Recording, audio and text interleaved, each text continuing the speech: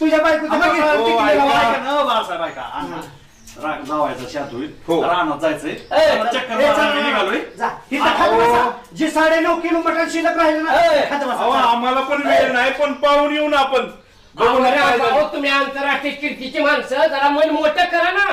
सुभाषराव पाटील माझं डोकं तापण्यापेक्षा आपल्या रानात जाऊ आपल्या शेतीला महत्व देऊ.